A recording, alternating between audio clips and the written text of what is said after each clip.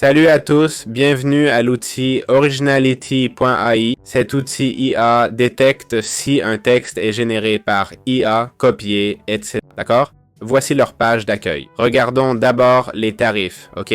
Je dis toujours environ 10 $ par mois pour ce genre d'outil. Il semble y avoir un paiement unique de 30 $ à la demande. On paye une fois, pas d'abonnement. 3000 crédits, valable 2 ans. Un crédit, Warlagaf, 100 mots, pardon. Donc, 300 000 mots pour 30 balles, c'est tout. Le suivant est de... Ah, on est en annuel en plus, hein. En mensuel, c'est 15 $ mois, 2000 crédits, 200 000 mots. C'est pas beaucoup, hein. Franchement, 200 000 mots, c'est environ 80 articles pour 15 $. Pas top, hein. Bon, il y a une extension. Le prix n'est pas si mal, non? Le prix n'est pas si mal, non? C'est un bon prix. Même plutôt pas cher par rapport à la concurrence. Allez, on s'inscrit et on voit si on peut le tester. Voici les outils. Je ne sais pas si... Voici les outils. D'accord? On a le scanner de contenu pour voir nos scans faits en lancer un nouveau scanner. Ok? Le compte de config ou le compte pour payer au fur et à mesure.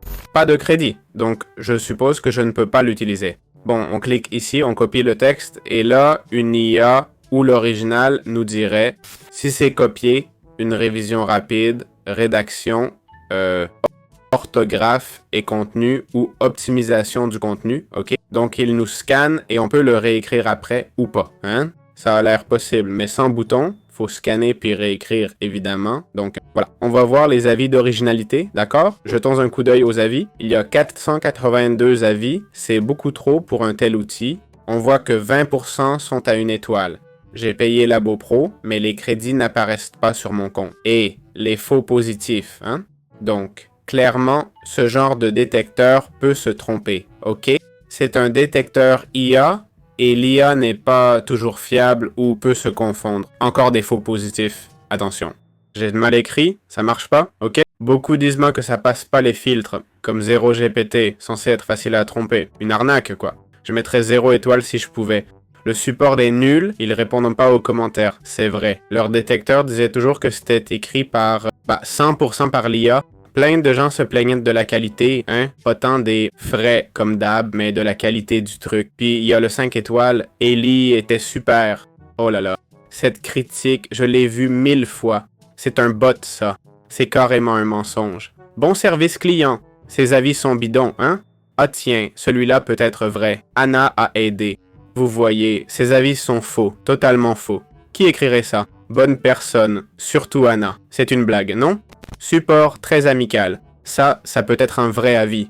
Il a même une photo de profil.